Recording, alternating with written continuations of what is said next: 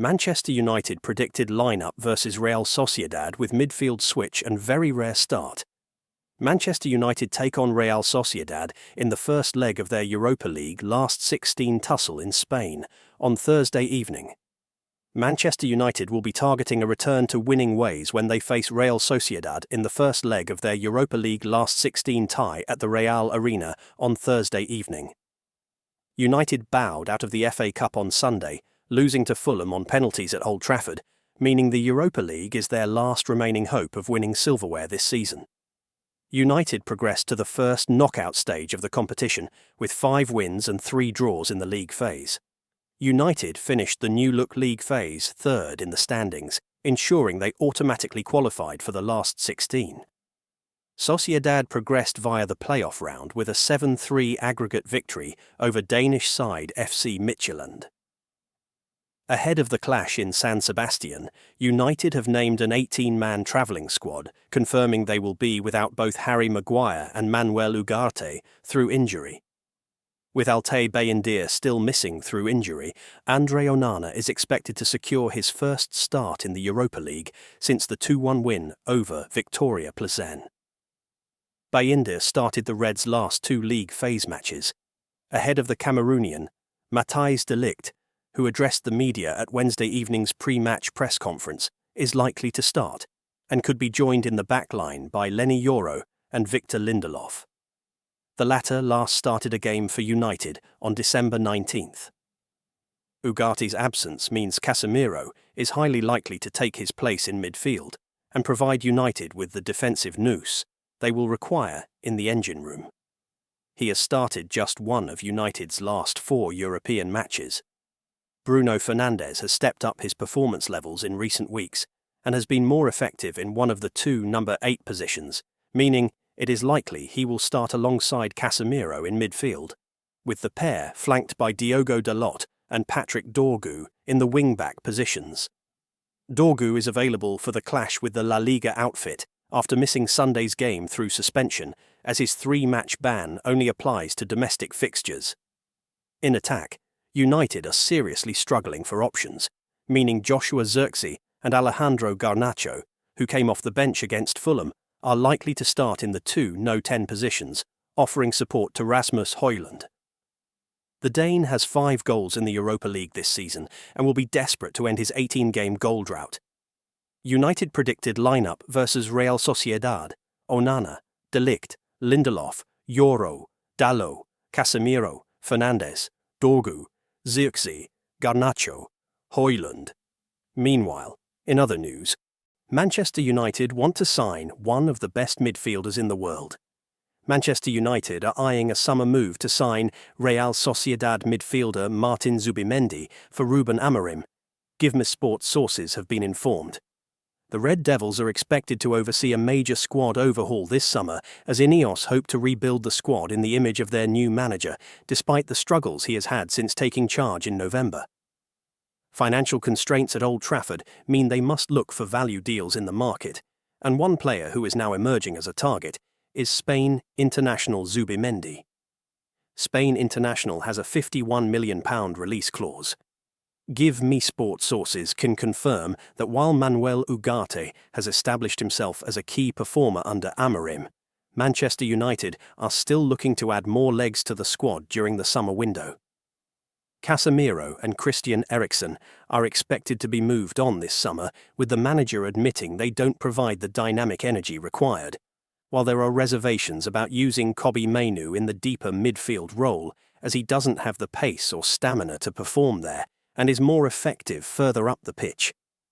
A new striker is seen as the priority at Old Trafford due to Rasmus Hojlund and Joshua Zirkzee's struggles this season, but a central midfielder is also high up on the list, and Manchester United are expected to take a close look at Zubimendi when they face Real Sociedad in the Europa League last 16 clash this week.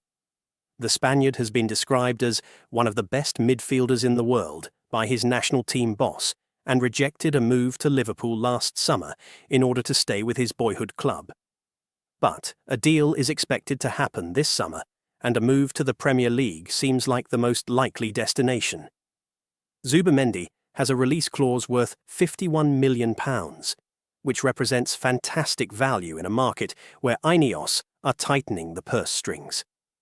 Reports from elsewhere have suggested that a move to Arsenal is extremely likely, but with Manchester United entering the race, it remains to be seen if they can convince him to move up north instead.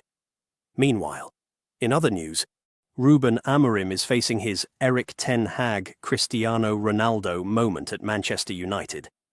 Garnacho hit the headlines after storming down the tunnel in the win against Ipswich. Alejandro Garnacho stormed down the tunnel after being substituted before half-time against Ipswich last night. The Argentine international was sacrificed for Noussair Mazraoui on the 45th minute, as Ruben Amorim wanted to bring on a defensive option after Patrick Dorgu's red card. United fans will know that this is not the first time one of their attacking stars has stormed down the tunnel in a strop before the full-time whistle.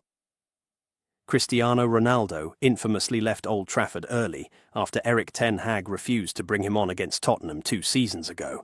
Ruben Amorim is now facing his own Erik ten Hag Cristiano Ronaldo moment with his 20-year-old star. Can he take a leaf out of the former United manager's book when dealing with Garnacho? Ronaldo only appeared 4 more times for United after his touchline tantrum. The all-time great had a fractious relationship from the off with ten Hag, but it was the game against Spurs where things first boiled over publicly. The Dutchman sanctioned Ronaldo by dropping him for the next United game away at Chelsea. Amorim, who has previously left players including Garnacho out of his squad due to discipline issues, could employ a similar tactic to his predecessor. "Was cold and wet, maybe," Amorim said when asked about Garnacho's actions. "The thinking was that we played more in 5-3-1. I know that's a risk because we take the only player now that has 1-against-1 and pace. What I am saying is, I'm going to talk with Garnacho about that. I will talk about that if you want in the next press conference." Ten Hag seemingly ruled the United dressing room with an iron fist. Dropping Ronaldo after his incident was the first instances of him stamping down his authority on his squad. Even though Ronaldo did play for Ten Hag again, and even captained the side in his last appearance for the club in a 3-1 loss at Villa Park, the relationship between the two had broken down after the Tottenham game. Garnacho was dropped against Manchester City, along with Marcus Rashford in December, and was linked with a move to Chelsea last Moncht, although his desire was to remain at Old Trafford. It would not be a surprise if Amorim was to leave Garnacho out of his starting line-up for Sunday's FA Cup tie against Fulham, or potentially even the squad entirely. "I love to score goals." Chido Obi gives first interview since signing for Manchester United. Manchester United take on Arsenal in the FA Youth Cup quarter-finals on Friday, and Chido Obi could be involved in the game. Chido Obi said he loves to score goals in his first interview with Manchester United's club media. Obi completed a move to United from Arsenal in the summer, and he was given his first team debut by Ruben Amorim against Tottenham Hotspur in the Premier League earlier this month. Obi made another appearance from the bench at Goodison Park last weekend, and was included in the senior squad again when Ipswich Town visited Old Trafford on Wednesday night. There has been excitement building around Obi since his arrival from Arsenal, and United have finally published a snippet of an interview with the young striker on their club website. The under-18s take on Arsenal in the FA Youth Cup quarter-finals on Friday, and United have published a 7-minute video documenting how they reached that stage of competition. There is a snippet of Obi after scoring a hat-trick against Chelsea, and he said, "I love to score goals, and I love to help the team to win in this big competition, so, yeah, it's really good." That is the first time footage of Obi speaking has been shared by United's in-house media, although the 17-year-old did reply good when he was asked about his cameo against Everton by the Manchester Evening News as he walked through the Goodison Park mix zone on Saturday. U18 boss Adam Lawrence praised Obi after the Chelsea victory and said, "It was a really good night for both of the goal scorers, Obi and Scanlon. I thought the two of them had really good performances on the whole, aside from the goals. Obviously, Chido's a natural goal scorer. He wants to score goals and get himself into those positions, but I was really pleased with him just in terms of his link-up play, not just stretching and running in behind, but recognizing when to show into feet, how to use his body to shield the ball, and when to bring others into play." Lawrence continued, It was a real team effort. When you come into these games, there's always some apprehension. You know it's about how you deal with it on the night, how you perform. Overall, I think you'd have to say we deserve the result and the victory. Like any tournament, you've got to take each game as it comes, and there'll be different challenges within them. We've obviously overcome that tonight. We have a lot of respect for Chelsea as an academy. We know they have some really good individuals and a good squad. We've had a couple of really good games with them of late. When you get to this stage, there's going to be different questions posed of the group. But we rose to that. Every youth player remembers their Youth Cup experiences. We can't have it as the only benchmark for the players in terms of their youth team journey, but it can give the players some special memories. Knowing it was Arsenal away in the next round, hopefully to be played at the Emirates, was a nice carrot for us today. That'll be something we'll look forward to, and something for the boys to remember. The men will be at the Emirates to report on the U18's clash against Arsenal on Friday night. Meanwhile, in other news, it's not their game. Rio Ferdinand names 4 Man United stars who don't suit Ruben Amorim. Manchester United legend Rio Ferdinand has insisted that Joshua Zirkzee, Harry Maguire, Rasmus Hojlund and Matthijs de Ligt are not dynamic or athletic enough to slot into Ruben Amorim's preferred style of play. Ferdinand spoke on TNT Sports after United beat Ipswich Town 3-2 at Old Trafford on Wednesday evening. The Red Devils started off terribly, with Patrick Dorgu and Andre Onana getting involved in a calamitous mix-up which allowed Jadon Philogene to tap into an open goal. Amorim's men responded well, restoring parity as Sam Morsy turned in an excellent free-kick delivery from Bruno Fernandes. United would go on to take the lead courtesy of De Ligt, who scored from close range. The game threatened to be turned sour for United after Dorgu was given his marching orders for a reckless tackle on Omari Hutchinson, only for Philogene to equalise just moments afterwards. However, Maguire came up with the goods almost immediately after the break, heading in home Fernandes's corner. Despite being pleased with the result, Ferdinand admitted that the fans are yet to see what they expected when Amorim replaced Erik ten Hag in November last year.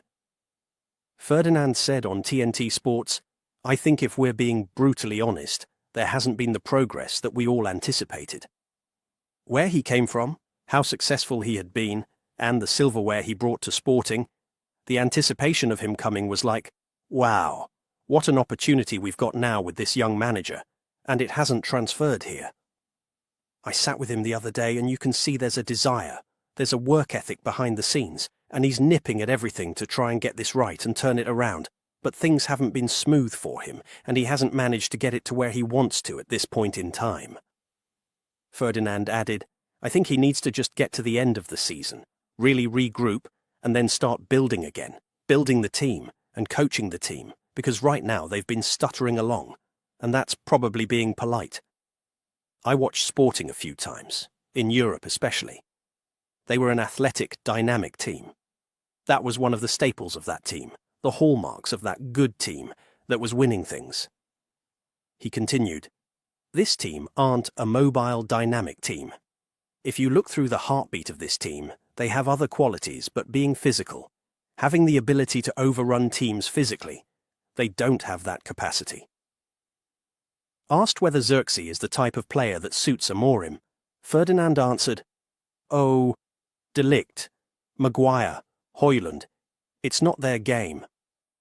So I think he needs to find those type of players with the capabilities of carrying out not only tactically what he wants, but the physicality is equally important." During the match, Ferdinand and Robbie Savage also tore into Onana, blaming him for not communicating with Dorgu in the build-up to Philogene's first strike. Savage said on commentary via Daily Mail, "Wow, Dorgu has tracked the run, and the communication between Onana and Dorgu must be non-existent. Credit to Jadon Philogene, the desire, he's on side. But I've got no idea why Onana is running out to that position. Dorgu has got it under control. No problem at all. He shouldn't come there, Onana.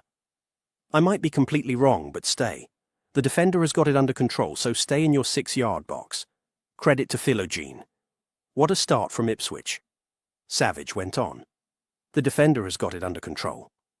I don't think there is a reason why Onana comes out there. You should be talking, lay it back to him on his right foot, and then he can clear it. I don't know why he's come. The defender is in control. Onana, stay in your goal. Ferdinand was equally critical, further stating, a terrible start. I don't think Dorgu, at any moment, looks up to see where Onana is. Onana doesn't need to come in. The fullback is in complete control, and he can just hold his ground and let him play it back to him. But Dorgu doesn't look. The awareness isn't there, and it's pounced on. Ipswich took a deserved lead for pouncing on that lack of communication. The result saw United climb up just 1 point, to 14th place in the Premier League table. The Reds are back in action on Sunday when they welcome Fulham to Old Trafford in the 5th round of the FA Cup. Kickoff is at 16:30 GMT. Subscribe for more inside updates.